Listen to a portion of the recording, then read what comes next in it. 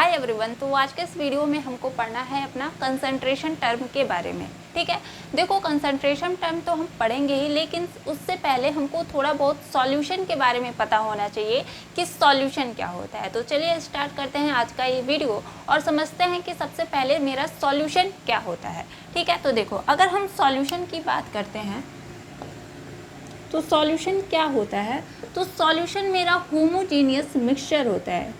Homogeneous mixture होता है जो किन से मिलकर बना होता है, तो सॉल्यूट और सॉल्वेंट से। सॉल्यूट और सॉल्वेंट से, यानी कि सॉल्यूशन तो मेरा होमोजीनियस मिक्सचर होता है और कोई भी सॉल्यूशन किन से मिलकर के बना होता है, तो सॉल्यूट और सॉल्वेंट से। जैसे कि मेरा एग्जांपल में क्या हो जाएगा, चीनी पानी ले लो, उसको मिला दो, घोल दो, तो क्या बन जाएगा, मेरा चीनी पानी का सॉल्यूशन तैयार हो जाएगा। इसी तरह से आप नमक और पानी ले लो, उसको घोल दो, तो आपको क्या मिल जाएगा, नमक पानी का सॉल्यूशन मिल जाएगा। तो सॉल्यूशन का मतलब क्या है कि उसमें क्या होने चाहिए, दो चीज़ों से मिल करके बने, यानी कि सॉल्यूट और सॉल्वेंट से जो मिल करके बनता है उसी को हम क्या बोलते हैं, सॉल्यूशन। अब देखो हमने यहाँ पे लिखा है होमोजीनियस मिक्सचर। होमोजीनियस का मतलब क्या है, मिक्सचर तो हम समझ रहे हैं भाई, मिक्सचर का मतलब है जैसे कि जो मेरा सॉल्यूशन है वो जिससे मिल करके बन रहा है वो एक से अधिक है, तो उसको हम क्या बोल रहे हैं, मिक्सचर बोल रहे हैं। होमोजीनियस का मतलब क्या है, जैसे कि हमने अभी क्या कहा, नमक और पानी को जब हमने घोला तो एक सॉल्यूशन तैयार हुआ। हमने एक ग्लास लिया, उसमें हमने पानी लिया और उसमें हमने थोड़ा सा नमक डाल दिया। ठीक है, ये मेरा नमक है जो हमने इसमें डाल दिया और फिर इसको हमने क्या किया, इसमें मिला दिया। ठीक है, ग्लास में उसको मिला दिया तो मेरा एक सॉल्यूशन तैयार हो गया। ठीक है, तो यहाँ पे अगर हम इस सॉल्यूशन की बात करें तो हम यहाँ से पानी को ले लें या फिर यहाँ से पानी को ले लें या फिर कहीं से भी किसी भी इस ग्लास के किसी भी कोने से पानी ले लें, हर जगह से हमको टेस्ट सेम ही आएगा। यानी कि होमोजीनियस का मतलब क्या है कि जो मेरे सॉल्यूशन का जो प्रॉपर्टी है वो हर जगह क्या होगा, सेम होगा। ठीक है, जो मेरे कंपोनेंट्स हैं इसमें उसकी जो प्रॉपर्टी है वो हर जगह क्या होगी, सेम होगी। उसी को हम क्या बोलते हैं, होमोजीनियस। यानी कि जिसमें क्या हो, यूनिफॉर्म प्रॉपर्टी हो, वही मेरा क्या है, होमोजीनियस। ठीक है, तो हमने होमोजीनियस समझा, होमोजीनियस क्या होता है। तो देखो अब देखो हमने यहाँ पे क्या किया था, नमक डाला था और पानी डाला था। अब यहाँ पे बात ये आता है कि इसमें से सॉल्यूट कौन सा है, सॉल्वेंट कौन सा है, क्योंकि कोई भी सॉल्यूशन कैसे बनता है, सॉल्यूट से बनता है और सॉल्वेंट से बनता है। तो अगर हम बात करें नमक पानी का सॉल्यूशन जो हम बनाते हैं उसमें जो मेरा सॉल्यूट होगा, नमक उसमें मेरा सॉल्यूट होगा, यानी जो साल्ट है मेरा वो क्या होगा, सॉल्यूट होगा, और जो मेरा वाटर है यानी कि H2O पानी, ठीक है, वो क्या है मेरा, तो सॉल्वेंट है। ठीक है, वाटर जो है वो मेरा क्या है, सॉल्वेंट है। कैसे पहचानेंगे कि कौन सा सॉल्यूट है और कौन सा सॉल्वेंट है, तो जिसका अमाउंट कम हो वो मेरा क्या होगा, सॉल्यूट होगा, और जिसका अमाउंट अधिक हो वो मेरा क्या होगा, सॉल्वेंट होगा। तो यहाँ पे जब हमने नमक और पानी का क्या किया था, सॉल्यूशन तैयार किया था, तो हमने नमक कम डाला था। ठीक है, तो वो मेरा क्या हो गया, सॉल्यूट हो गया, और यहाँ पे पानी जो है वो अधिक था, इसीलिए ये क्या हो जाएगा, सॉल्वेंट हो जाएगा। तो ये तो बात समझ रहे हो आप लोग। अब देखो लेकिन आपको कई जगह जैसे पूछ देता है, क्या पूछता है कि अगर आपको कहीं मिले 98 ग्राम H2SO4 और 48 ग्राम H2O, ठीक है, 48 ग्राम H2O में कौन सा सॉल्यूट है और कौन सा सॉल्वेंट है। ठीक है, तो बच्चे क्या गलती करते हैं, वो देखते हैं कि यहाँ पे 98 ग्राम है और यहाँ पे 48 ग्राम है, तो 98 ग्राम अधिक है इसीलिए H2SO4 क्या हो जाएगा, मेरा सॉल्वेंट हो जाएगा, और 48 ग्राम कम है इसीलिए H2O क्या हो जाएगा मेरा, तो सॉल्यूट हो जाएगा। जबकि ये बिल्कुल ही गलत है। जब भी हमको कहीं ऐसे मिल गया तो हम सबसे पहले क्या करेंगे, नंबर ऑफ मोल निकालेंगे। क्या निकालेंगे, मोल निकालेंगे। मोल कैसे निकालेंगे, हमको मास पता है, H2SO4 का हम लोग मॉलिक्यूलर मास निकाल करके मोल निकालेंगे, इसका भी हम लोग मोल निकालेंगे 48 ग्राम H2O का, और देखेंगे कि किसमें मोल का संख्या अधिक आ रहा है। जिसमें नंबर ऑफ मोल अधिक आएगा वो मेरा सॉल्वेंट होगा, और जिसके लिए नंबर ऑफ मोल कम आएगा वो मेरा सॉल्यूट होगा। ठीक है, तो देखो चलो हम यहाँ पे निकालते हैं 98 ग्राम H2SO4 में अगर हम नंबर ऑफ मोल निकालें तो मेरा क्या आ जाएगा। तो मास कितना दिया हुआ है 98, ठीक है, और H2SO4 का मॉलिक्यूलर मास कितना होता है, तो देखो चलो निकाल लेते हैं। 2 हाइड्रोजन है तो 2, सल्फर का कितना होता है 32, और ऑक्सीजन मेरा 4 है तो कितना हो जाएगा 64, यानी 64, 32 और 2, 4, 2, 6, 7, 8, ठीक है, 6, 3, 9, यानी कि हमको 98 मिला किसके लिए, H2SO4 के लिए मॉलिक्यूलर मास, ठीक है, यानी 98 डिवाइडेड बाई 98 हमको कितना मिल गया 1, यानी इसमें नंबर ऑफ मोल हमको कितना मिला 1 मिला। अब इसके लिए निकालते हैं, इसके लिए निकालेंगे तो मेरा क्या आएगा, अब देखो 48 ग्राम H2O है तो 48 ग्राम यानी मास हमको दे दिया है कितना, और H2O का मेरा मॉलिक्यूलर मास कितना होता है, यहाँ पे देखो यहाँ पे मेरा 1 आ रहा है और यहाँ पे 1 से अधिक आएगा मेरा, यहाँ पे आप लोग देख सकते हो यहाँ पे 1 से तो मेरा अधिक ही आने वाला है, 2 टाइम्स में तो ये 36 हो जाएगा। तो यहाँ पे 48 डिवाइडेड बाई 80 है तो 2 पॉइंट समथिंग आ गया, यानी कि यहाँ पे हमको जो नंबर ऑफ मोल मिल रहा है वो अधिक मिल रहा है इसके कंपैरिजन में, यहाँ पे तो 1 ही मिल रहा है। तो इसका मतलब H2O जो है यहाँ पे वो सॉल्वेंट है और जो H2SO4 है यहाँ पे क्या है, सॉल्यूट है, ठीक है। जब भी आपको ऐसा कुछ दिया होगा, ठीक है, तो आप क्या करोगे, नंबर ऑफ मोल निकालोगे और देखोगे किसके लिए नंबर ऑफ मोल अधिक आ रहा है। जिसके लिए नंबर ऑफ मोल अधिक आएगा वो मेरा क्या हो जाएगा, सॉल्वेंट हो जाएगा, और जिसके लिए मेरा नंबर ऑफ मोल कम आएगा वो मेरा क्या होगा, सॉल्यूट हो जाएगा, ठीक है। ये क्लियर है। अब देखो, अब अगर हम बात करें कंसंट्रेशन टर्म की क्या होता है, तो देखो किसी सॉल्यूशन में, मतलब कोई भी सॉल्यूशन है तो उसमें कितना सॉल्यूट या फिर सॉल्वेंट प्रेजेंट है ये हम पता करते हैं अपना कंसंट्रेशन टर्म से। देखो हमारे पास 9 कंसंट्रेशन टर्म है, कौन कौन से हैं उसको हम जरा लिखते हैं। हमारे पास कौन कौन से कंसंट्रेशन टर्म है, देखो सबसे पहले आप लोग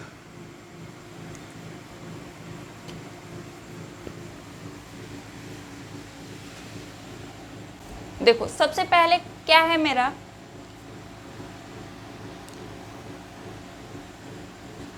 देखो तो हमारे पास 9 कंसंट्रेशन टर्म है जिसमें से सबसे पहले हम क्या लिख रहे हैं, वेट बाय वेट परसेंटेज, ठीक है, ये भी क्या है मेरा कंसंट्रेशन टर्म है।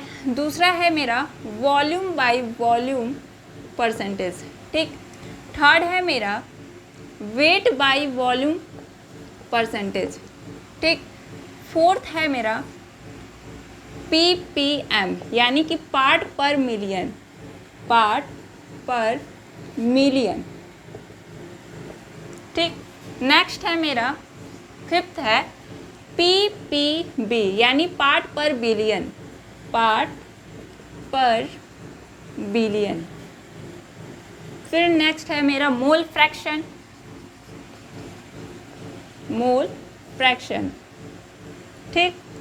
फिर मेरा नेक्स्ट है मोलैरिटी, मोलैरिटी। फिर मेरा है मोलैलिटी, देखो ये मोलैरिटी है, ये मोलैलिटी है, MOLALITY, मोलैलिटी। फिर 9th है मेरा नॉर्मेलिटी। तो इतने कंसंट्रेशन टर्म जो हैं हमको पढ़ने हैं। कौन कौन से, वेट बाय वेट परसेंटेज, फिर मेरा क्या है तो वॉल्यूम बाय वॉल्यूम परसेंटेज, फिर क्या है मेरा वेट बाय वॉल्यूम परसेंटेज, फिर मेरा क्या है तो ppm यानी कि पार्ट पर मिलियन, फिर क्या है ppb यानी पार्ट पर बिलियन, फिर क्या है मेरा मोल फ्रैक्शन, फिर मोलैरिटी, फिर मोलैलिटी, फिर नॉर्मेलिटी। अब देखो ये जो मेरे 9 कंसंट्रेशन टर्म है इसमें जब हम लोग पढ़ेंगे तो फॉर्मूला देखेंगे, ठीक है। तो जो भी जिस फॉर्मूले में आपको वॉल्यूम दिखे, यानी कि जो भी वॉल्यूम डिपेंडेंट होगा वो मेरा टेम्परेचर डिपेंडेंट भी होगा, यानी कि आपसे क्वेश्चन में पूछ लेता है कि कौन सा कंसंट्रेशन टर्म जो है वो टेम्परेचर डिपेंडेंट होगा, तो आपको मतलब आगे बताया जाएगा। तो जिसमें आपको ये पता चल जाए कि इसमें मेरा वॉल्यूम का टर्म आता है यानी कि वो मेरा टेम्परेचर डिपेंडेंट होगा, और जिसमें वॉल्यूम का टर्म नहीं आएगा वो मेरा टेम्परेचर इंडिपेंडेंट होगा, ठीक है। इतना बात आपको पता होना चाहिए क्योंकि डायरेक्ट क्वेश्चन पूछ लिया जाता है कि इसमें से कौन सा जो है टेम्परेचर डिपेंडेंट होगा, कौन सा टेम्परेचर इंडिपेंडेंट होगा, ठीक है। तो आगे जब हम जैसे जैसे पढ़ते जाएंगे, फॉर्मूला आपको बताते जाएंगे, आपको वैसे वैसे पता चल जाएगा कि कौन सा टेम्परेचर डिपेंडेंट है और कौन सा टेम्परेचर इंडिपेंडेंट है। देखो, तो अब हम अपना स्टार्ट करते हैं सबसे पहले वेट बाय वेट परसेंटेज। ठीक है, देखो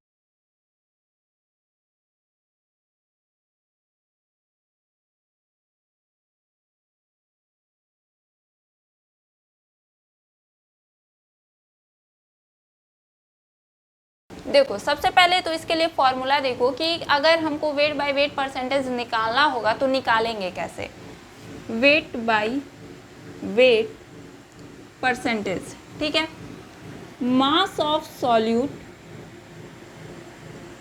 क्वेश्चन में आपको सॉल्यूट का मास दे देगा, मास ऑफ सॉल्यूशन, सॉल्यूशन का मास भी दे देगा, ठीक है, इनटू 100। ठीक है, आप इस फॉर्मूले का यूज करके क्या निकाल सकते हो, वेट बाय वेट परसेंटेज। अब देखो, अगर आपको कहीं कुछ ऐसा लिखा हुआ मिलता है कि किसी चीज़ का सॉल्यूशन है जो कितना है 10% वेट बाय वेट, ठीक है, जो क्या है तो 10% वेट बाय वेट, तो इसका मतलब क्या है, जैसे मान लो हमने ये बोल दिया कि हमारे पास NaCl का सॉल्यूशन है, ठीक है, हमारे पास NaCl का सॉल्यूशन है, कितना है तो 10% वेट बाय वेट, ठीक है, तो इसका मतलब क्या है, तो अगर हम इसके मतलब को समझे तो इसका मतलब ये है कि ये हमको बता रहा है कि जो मेरा NaCl है वो 10 ग्राम प्रेजेंट है कितने सॉल्यूशन में, तो 100 ग्राम सॉल्यूशन में, ठीक है, ये हमको क्या बता रहा है कि NaCl जो है वो 10 ग्राम प्रेजेंट है किस में, तो 100 ग्राम सॉल्यूशन में, ठीक है। अगर कहीं भी आपको जैसे मान लो किसी चीज़ का सॉल्यूशन है जो क्या बोल रहा है कि 20% है वेट बाय वेट, तो इसका मतलब क्या है कि वो जिस चीज़ का भी सॉल्यूशन है उसमें वो 20 ग्राम प्रेजेंट होगा 100 ग्राम सॉल्यूशन में से, ठीक है। मान लो कि अगर हम बोल रहे हैं, जैसे अगर हम क्या ले लें,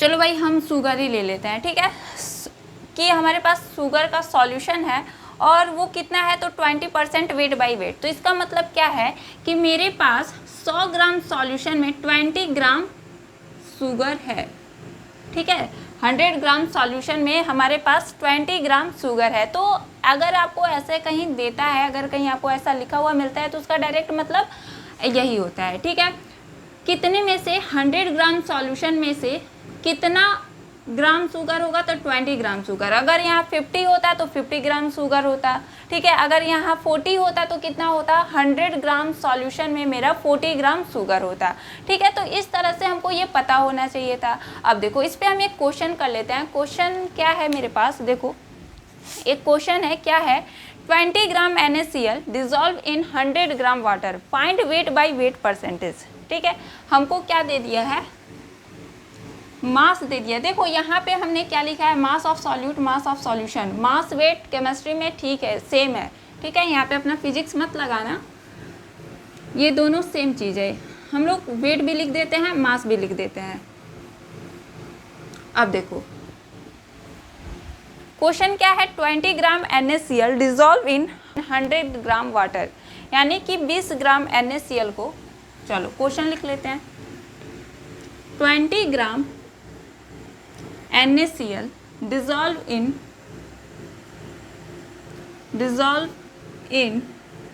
100 ग्राम वाटर, ठीक है, find weight by weight percentage, ठीक है, हमको वेट बाय वेट परसेंटेज निकालना है और क्या दे दिया है, 20 ग्राम NaCl dissolve in 100 gram water. तो देखो अभी हमने फॉर्मूला पढ़ा, क्या पढ़ा था कि हमको वेट बाय वेट परसेंटेज कैसे निकालेंगे, तो मास ऑफ सॉल्यूट, जो भी सॉल्यूट का मास होगा वो mass of solute upon mass of solution, mass of solution into 100, ठीक है। इसी फॉर्मूले से हम लोग क्या निकालेंगे, वेट बाय वेट परसेंटेज। तो सॉल्यूट का मास कितना दिया हुआ है, तो 20 ग्राम, ठीक है, 20 ग्राम। अब देखो मास ऑफ सॉल्यूशन, सॉल्यूशन का मास कितना दिया हुआ है, तो यहाँ पे 20 ग्राम NaCl dissolve in 100 gram water, यानी ये किसका मास दिया हुआ है, ये सॉल्वेंट का मास दिया हुआ है। और हमको किसके लिए करना है, सॉल्यूशन का मास के लिए, और हमको किसके लिए करना है, तो सॉल्यूशन का मास निकालना है। ठीक है, तो हम कैसे निकालेंगे, तो सॉल्यूट का मास और सॉल्वेंट का मास ऐड कर देंगे तो हमको क्या मिल जाएगा, सॉल्यूशन का मास मिल जाएगा। तो यहाँ पे हम लोग क्या करेंगे, देखो जो भी मेरा सॉल्वेंट का मास है यानी कि 100 और जो सॉल्यूट का मास है यानी कि 20 ऐड कर देंगे तो कितना आ जाएगा मेरा 100 + 20, ये मेरा सॉल्यूशन का मास आ गया इनटू 100। अब इसको हम सॉल्व करेंगे, कितना आ जाएगा 20 डिवाइडेड बाई 120 इंटू 100, यहाँ से मेरा 0 0 खत्म। अब देखो इसको सॉल्व करेंगे तो कितना आएगा, ऊपर 20 है नीचे 12 है, 4 के टेबल से हम लोग काट सकते हैं। ये 20 5 बार में जाएगा और 12 जो है 3 टाइम में जाएगा, तो मेरा कितना आ गया 50/3, 5 × 10 50 और नीचे क्या है मेरा 3 है।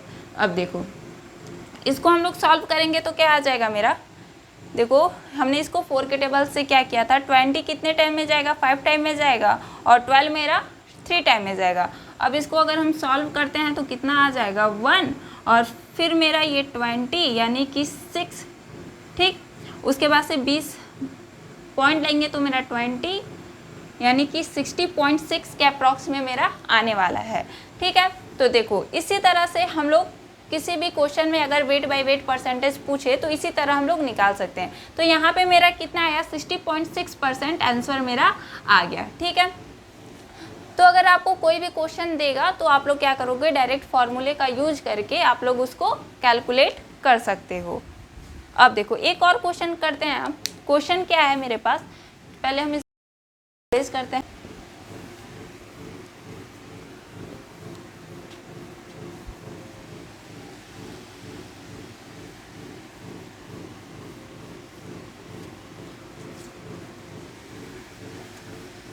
देखो नेक्स्ट क्वेश्चन क्या है, 20 gram of NaCl is present in 100 ml of solution. ठीक है, क्या दिया हुआ है, 20 ग्राम NaCl present in 100 ml of solution. ठीक, ये दे दिया।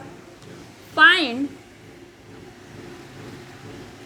Weight by wait percentage. ठीक, और हमको क्या दिया है, if density of solution, if density of solution is 1.25 ग्राम पर ml।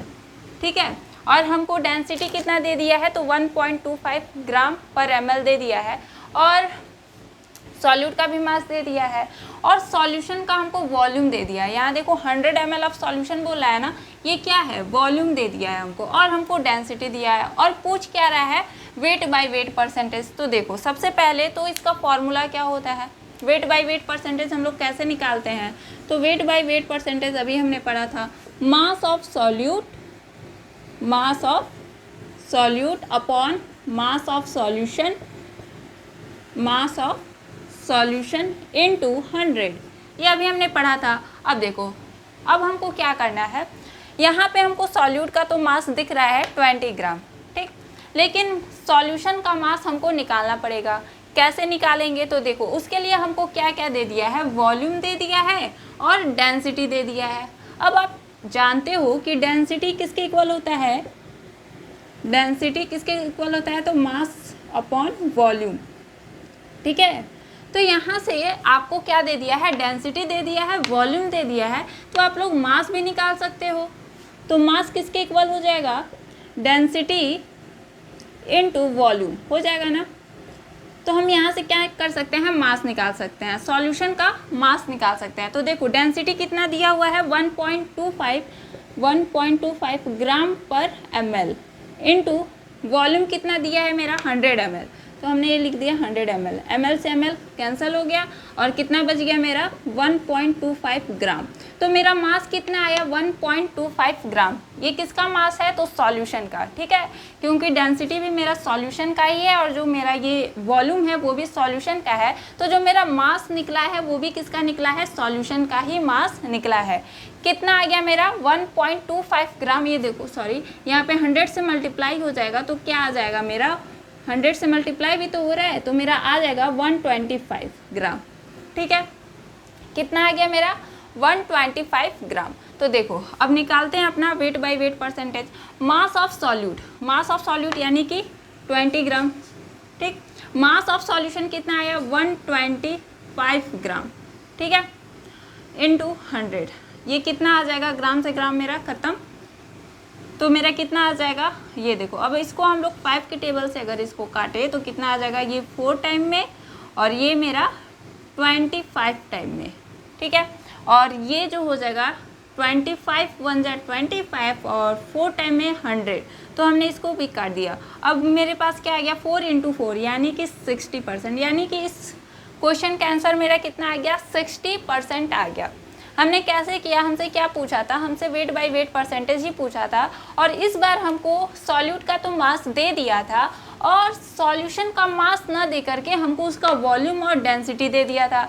तो हमने ये फार्मूला जो है डेंसिटी इक्वल टू क्या होता है मास अपॉन वॉल्यूम, इस फार्मूला का यूज करके हमने मास निकाल लिया। और जब हमने मास निकाल लिया तो यानी कि हमने सॉल्यूशन का मास निकाल लिया, तो इसी फॉर्मूले में हमने रख दिया और फिर हमको क्या मिल गया वेट बाय वेट परसेंटेज, जो कि कितना आया तो 16 आया। ठीक है, तो ये तो हो गया मेरा। अब चलो अब हम अपना नेक्स्ट देखते हैं जो कि क्या है तो वॉल्यूम बाय वॉल्यूम परसेंटेज। ठीक है, तो आप इसको नोट करिए और हम इसको इरेज कर रहे हैं। तो अब देखो, अब हमको क्या पढ़ना है volume by volume percentage, volume by volume percentage. ठीक है, तो देखो इसको निकालने का फॉर्मूला क्या है, ठीक है वो देखते हैं। Solute, volume of solute upon volume of solution, volume of solution into 100। तो इस फॉर्मूले से हम लोग क्या निकाल सकते हैं, वॉल्यूम बाय वॉल्यूम परसेंटेज निकाल सकते हैं। क्या फॉर्मूला है मेरा, तो volume of solute upon volume of solution, उसके बाद से हमको क्या कर देना है 100 से मल्टीप्लाई कर देना है, तो हमको क्या मिल जाएगा वॉल्यूम बाय वॉल्यूम परसेंटेज मिल जाएगा। ठीक है, अब देखो अगर हमको कहीं ऐसा लिखा हुआ मिलता है कि किसी चीज़ का सॉल्यूशन है, जैसे कि मान लो HCl का ही सॉल्यूशन है, ठीक है, जो कि कितना है तो 7% वॉल्यूम बाय वॉल्यूम, तो इसका मतलब क्या है, ये हमने किसका सॉल्यूशन बोला, HCl का ही हमने सॉल्यूशन बोला। ठीक है, अगर हमसे कोई बोलता है कि हमारे पास क्या है HCl का सॉल्यूशन है जो कि कितना है तो 7% वॉल्यूम बाय वॉल्यूम, तो देखो इसका मतलब क्या है, इसका मतलब ये है कि हमारे पास 100 ml सॉल्यूशन में, 100 ml सॉल्यूशन में हमारे पास 7 ml HCl प्रेजेंट है।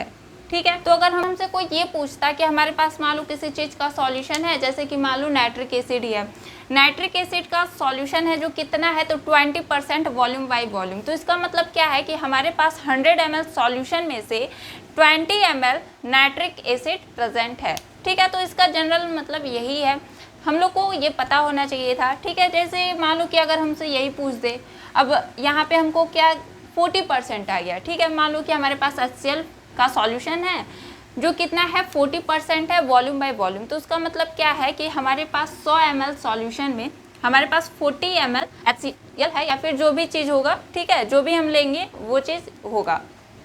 अगर मेरा 7% यहाँ पे HCl की हम बात कर रहे हैं तो 7 ml HCl प्रेजेंट होगा। अगर हम बात कर रहे हैं HNO3 का 40%, तो हम यहाँ पे क्या कहेंगे कि 40 ml HNO3 प्रेजेंट होगा किस में तो 100 ml सॉल्यूशन में। ठीक है, तो ऐसे जो है हम लोग किसी चीज़ को भी बता सकते हैं। तो ये तो हो गया। अब हम अपना देखते हैं नेक्स्ट टर्म जो कि क्या है मेरा वेट बाय वॉल्यूम परसेंटेज। ठीक है, तो इसको हम इरेज करते हैं, क्या हो जाएगा वेट बाय वॉल्यूम परसेंटेज,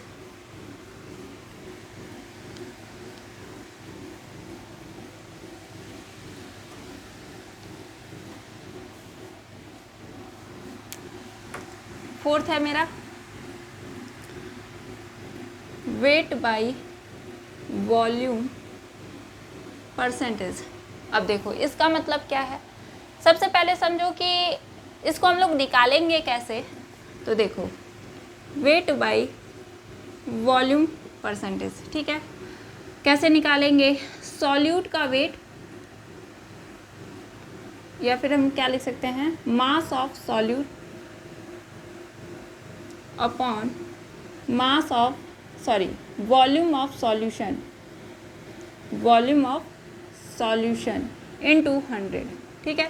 अगर हमको क्या निकालना होगा, वेट बाय वॉल्यूम परसेंटेज निकालना होगा, तो हम कैसे निकाल सकते हैं, सॉल्यूट का मास अपॉन सॉल्यूशन का वॉल्यूम इनटू 100, ठीक है।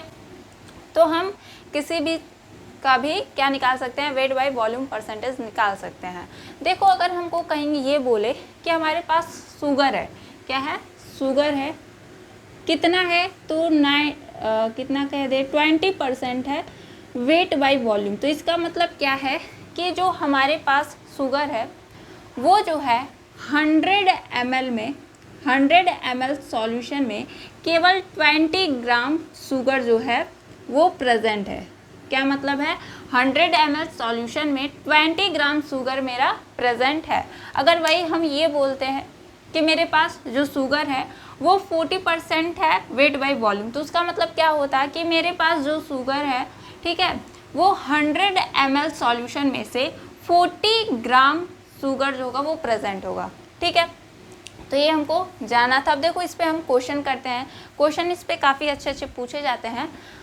तो चलो भाई क्वेश्चन हम करते हैं। क्वेश्चन क्या है मेरे पास, देखो क्वेश्चन है a sugar solution is 10% weight by volume दे दिया है, ठीक है। शुगर का सॉल्यूशन है जो कि कितना है 10% वेट बाय वॉल्यूम, इतना हमको दे दिया। फिर बोल रहा है कि find weight by weight percentage, हमको क्या निकालना है, तो वेट बाय वेट परसेंटेज निकालना है। और हमको और भी दिया है, क्या दिया है, तो डेंसिटी दे दिया है सॉल्यूशन का, कितना, हमको डेंसिटी दे दिया है सॉल्यूशन का 1.25 ग्राम पर ml, इतना हमको ये दे दिया है। क्या क्या दिया है, सबसे तो पहले ये बोला है कि मेरे पास जो शुगर का सॉल्यूशन है वो कितना है, तो 10% वेट बाय वॉल्यूम। फिर हमको निकालना क्या है, वेट बाय वेट परसेंटेज निकालना है, और डेंसिटी दे दिया है सॉल्यूशन का 1.25 ग्राम पर ml। अब हम क्या करेंगे, सबसे पहले हमको वेट बाय वेट परसेंटेज निकालना है। तो इसके लिए फॉर्मूला क्या होता है मेरे पास, इसका फॉर्मूला क्या होता है, तो आपको पता है वेट बाय वेट परसेंटेज का formula mass of solute, mass of solute upon mass of solution into 100, यही होता है। हम थोड़ा इंक इसमें भर देते हैं, काफ़ी हल्का चल रहा है।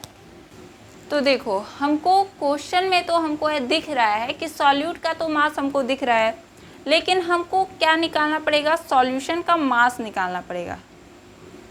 अब उसको कैसे निकालना है वही हमको सोचना है। तो उसके लिए हमको क्या क्या दे दिया है, देखो एक तो हमको डेंसिटी दे दिया है, और हमको दूसरा क्या पता करना है, तो हमको वॉल्यूम पता करना है। तो आप लोग एक चीज़ यहाँ पे गौर कीजिए कि यहाँ पे क्या दिया है, 10% वेट बाय वॉल्यूम है, और किसका सॉल्यूशन था, ये शुगर का, किसका था, तो शुगर का। यानी कि अगर हम शुगर की बात करें तो इसका मतलब क्या है कि 10 ग्राम शुगर प्रेजेंट होगा किस में, तो 100 ml सॉल्यूशन में। यानी ये हमारा क्या है, वॉल्यूम भी बता दिया।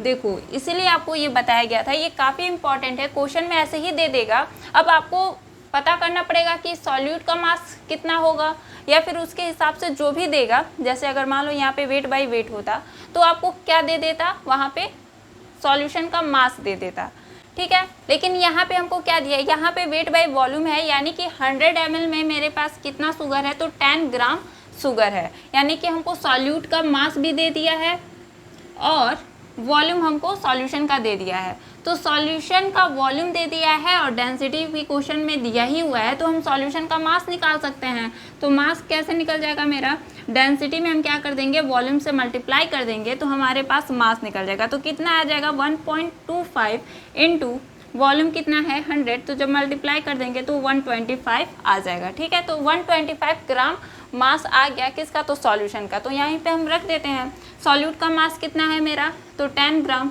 ठीक है, तो हमने 10 रख दिया। सॉल्यूशन का मास कितना आया है, तो 125 इंटू 100। ठीक है, इसको हम सॉल्व करेंगे, जो भी आएगा वो मेरा क्या निकल जाएगा, ये मेरा निकल जाएगा वेट बाय वेट परसेंटेज। ठीक है, तो जब भी क्वेश्चन दे तो पहले समझो कि क्वेश्चन में दिया क्या है, हमको निकालना क्या है, और हमको क्या क्या हिंट दे दिया है कि हम उसको निकाल सकते हैं। ठीक है, ये तो हो गया। अब हम अपना देखते हैं नेक्स्ट कंसंट्रेशन टर्म, जो कि क्या है मेरा, मोल फ्रैक्शन। ठीक है, अब हम देखते हैं अपना मोल फ्रैक्शन क्या होता है। चलो मोल फ्रैक्शन देखते हैं क्या होता है।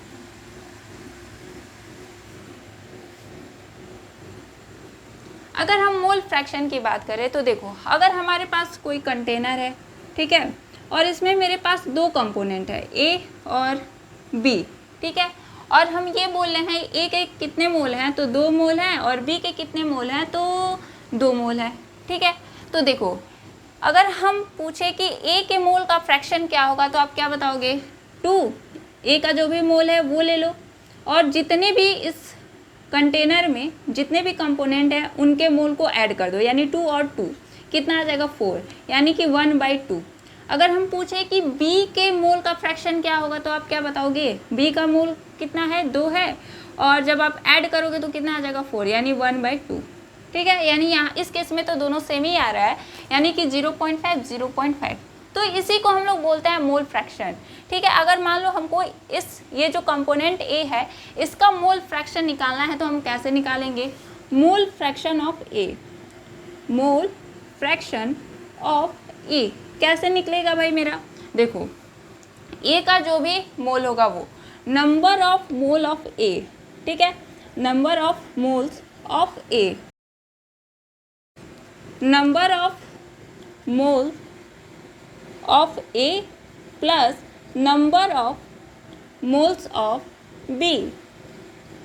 यानी कि अगर जैसे मान लो 2 कंपोनेंट है, तो अगर हमको ए का निकालना है तो ए का जितना मोल है वो अपॉन क्या करोगे, इस कंटेनर में जितने भी कंपोनेंट है, जैसे यहाँ पे 2 है तो दोनों का जो मोल है उसका सम। ठीक है, number of mole of A plus number of mole of B.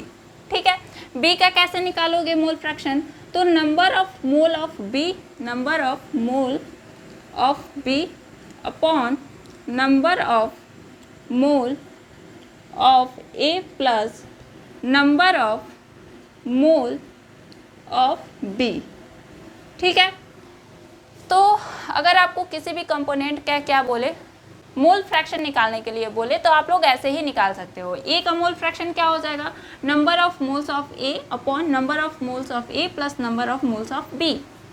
B का कैसे निकालोगे, number of mole of B upon number of moles of A plus number of moles of B. तो इसी तरह से मोल फ्रैक्शन निकाला जाता है। अब देखो, अब अगर आपसे कहे कि 3 कंपोनेंट है तो आप क्या कहोगे, लेकिन उससे पहले ये जानो कि मोल फ्रैक्शन को हम लोग रिप्रेजेंट कैसे करते हैं। तो इसको हम लोग रिप्रेजेंट करते हैं इस तरह के सिंबल से, जिसको हम लोग काई बोलते हैं। ठीक है, काई भी बोलते हैं, कई लोग चाय भी बोलते हैं। ठीक है, काई, ठीक है, हम तो काई बोलते हैं।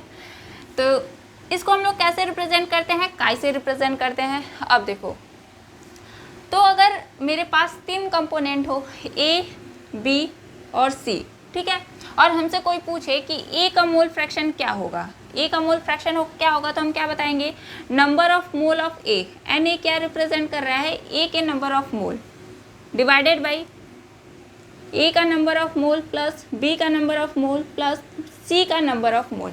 नीचे क्या कर देंगे, सबको ऐड कर देंगे।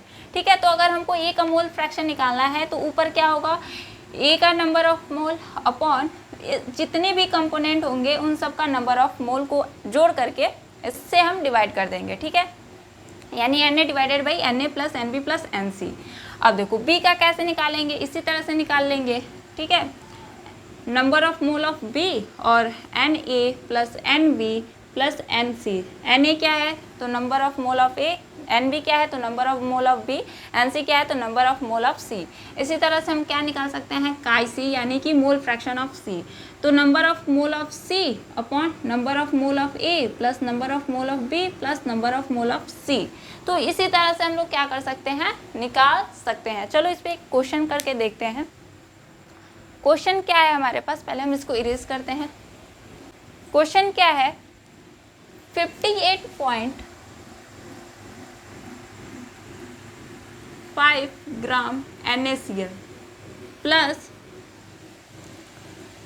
प्लस क्या किया जाए 36 ग्राम H2O। ठीक है, इतना हमको दिया हुआ है और हमसे पूछा है कि NaCl का मोल फ्रैक्शन निकालना है और H2O का मोल फ्रैक्शन निकालना है। कैसे निकालेंगे, तो देखो सबसे पहले हम NaCl का निकालना है मोल फ्रैक्शन, इसका नंबर ऑफ मोल निकाल लें। ठीक है, तो 58.5 ग्राम NaCl का हम निकालते हैं नंबर ऑफ मोल। ठीक है, मोल निकालेंगे तो क्या आ जाएगा मेरा, तो देखो मास कितना दिया है 58.5 और NaCl का मॉलिक्यूलर मास कितना हो जाएगा, कितना, देखो यहाँ पे जो NaCl है यहाँ पे हम इसका मॉलिक्यूलर मास नहीं बोलेंगे, यहाँ पे हम फॉर्मूला मास बोलेंगे। क्यों फॉर्मूला मास बोलेंगे, क्योंकि ये जो है आयनिक कंपाउंड है। ठीक है, जैसे कि अगर मेरे पास मॉलिक्यूल होता है तो हम लोग मॉलिक्यूलर मास बोलते हैं, अगर एटम होता है तो एटॉमिक मास बोलते हैं। तो उसी तरह से अगर मेरे पास आयंस होंगे, जैसे इनके कंस्टिट्यूएंट पार्टिकल क्या है, आयंस हैं, तो इसीलिए हम इसको क्या बोलेंगे, निकालेंगे सेम उसी तरह से, जैसे कि जितने भी एटम होंगे सबका एटॉमिक मास ही ऐड कर देंगे, लेकिन बोलते क्या है तो फॉर्मूला मास बोलते हैं। ठीक है, तो देखो NaCl का फॉर्मूला मास क्या हो जाएगा, तो सोडियम का मेरा होता है 23 और कैल्शियम का एटॉमिक मास कितना होता है तो 35.5। तो जब हम ऐड करेंगे तो कितना आ जाएगा, ये 0.5 और 538 और 325 यानी 58.5 ही आया। यानी कि यहाँ पे हमको मोल कितने मिल गए, तो 1 मिल गया। ठीक है, NaCl के लिए कितना मिल गया, 1 मिल गया। अब हम 36 ग्राम H2O के लिए निकाल लेते हैं, कितना हो जाएगा, नंबर ऑफ मोल निकालेंगे 36 ग्राम H2O के लिए तो कितना हो जाएगा 36, मास दे दिया, और H2O का मॉलिक्यूलर मास कितना हो जाएगा 80। ठीक है, तो ये कितना आ जाएगा मेरा 2 आ जाएगा। तो मेरा यहाँ पे कितना आ गया, नंबर ऑफ मोल 2, इसके लिए 2 आया और इसके लिए मेरा 1 आया। ठीक है, नंबर ऑफ मोल इसके लिए 1 आया और इसके लिए 2 आया। तो अब हम मोल फ्रैक्शन NaCl का निकालना है, तो क्या करेंगे, तो जो भी NaCl का मोल है वो 1 अपॉन ये देखो number of mole of NaCl यानी कि 1 और number of mole of H2O यानी 2, ये मेरा कितना आ गया 1/3। तो यानी कि ये मेरा कितना आ गया 0.33, ऐसे ही मेरा आते जाएगा। ठीक है, तो अब देखो ये तो हो गया मेरा। अब हम किसके लिए निकालेंगे, 36 ग्राम H2O दिया है ना, तो अब हम निकालने वाले हैं H2O के लिए। NaCl के लिए निकाल दिए, अब हम निकालने वाले हैं H2O के लिए मोल फ्रैक्शन ऑफ H2O। तो देखो H2O का मेरा नंबर ऑफ मोल कितना निकला है, 2 निकला है, तो 2 और अपॉन करेंगे क्या, तो number of mole of NaCl और plus number of mole of H2O यानी 1 + 2 कितना आ गया मेरा 2/3 और 2/3 सॉल्व करेंगे तो मेरा कितना आ जाएगा 0.66 के अप्रॉक्स में आ जाएगा। ठीक है, अब देखो तो 0.66 आएगा, आगे भी ऐसे बढ़ते रहेगा, तो हम इसको क्या लिख सकते हैं 0.67। ठीक है, अब देखो अगर हम जो मेरा NaCl का मोल फ्रैक्शन आया है और H2O का मोल फ्रैक्शन आया है, अगर हम इसको ऐड करेंगे तो हम क्या लिख सकते हैं, हम लिख सकते हैं 0.33 + 0.67। अब ऐड करेंगे तो क्या आएगा 7 3 10 और 0 बच गया मेरा 1 और 6 3 कितना हो जाएगा 9, पहले का एक कैरी था तो 0 और फिर देखो ये 0 0 पहले का तो 1। ठीक है, यानी कि 1 आया। यानी कि जब भी हमको कई सारे कंपोनेंट्स होंगे और उनका हम मोल फ्रैक्शन निकालेंगे, तो जब हम सबको ऐड करेंगे तो कितना आएगा 1 ही आएगा। ठीक है, कितने भी कंपोनेंट होंगे जब हम मोल फ्रैक्शन सबका निकाल करके ऐड करेंगे तो हमको कितना मिलेगा 1 ही मिलेगा। तो हम लोग यहाँ से डायरेक्ट भी निकाल सकते थे। मान लो हमको NaCl का पता चल गया था 0.33, तो हम लोग को H2O का निकालना होता तो हम लोग क्या कर लेते, डायरेक्ट कैसे कर लेते, हम क्या करते हैं 1 में से जो भी मेरा NaCl का आया है उसको माइनस कर देते, तो हमको क्या मिल जाता है, यही मिल जाता है। ठीक है, तो इस तरह से भी हम कर सकते हैं। ये आपको पता होना चाहिए, काफ़ी इंपॉर्टेंट रिजल्ट है कि जितने भी मोल फ्रैक्शन होंगे, जैसे मान लो 3 कंपोनेंट है, ठीक है 3 कंपोनेंट है, तो A B और C कौन कौन से हैं, A B C। तो यहाँ पे जो मोल फ्रैक्शन ऑफ ए होगा plus mole fraction of B होगा plus mole fraction of C होगा, किसके इक्वल होगा? 1 के इक्वल होगा। अगर 2 कंपोनेंट होंगे तो mole fraction of A plus mole fraction of B किसके इक्वल होगा? 1 होगा। देखो यहाँ पे मेरे पास NaCl था और H2O था, जब हमने इसके मोल फ्रैक्शन को ऐड किया तो कितना आया? 1 ही आया। ठीक है, कहाँ गया? अब अगर आप लोग ऐड करोगे तो 1 आएगा, यहाँ पे हमने ऐड किया, कितना आया? 1 आया। ठीक है, तो किसी भी सॉल्यूशन में जितने भी कंपोनेंट होंगे जब उनका मोल फ्रैक्शन निकालेंगे और ऐड करेंगे तो क्या आ जाएगा? 1 आएगा। ठीक है, तो आज के वीडियो में हम बस इतना ही रहने देते हैं। नेक्स्ट वीडियो में जितना कंसंट्रेशन टर्म बच गया है हम उसको पढ़ने वाले हैं। तो तब तक आप अच्छे से रहिए, स्वस्थ रहिए, मस्त रहिए और thank you so much for watching this video. Thank you.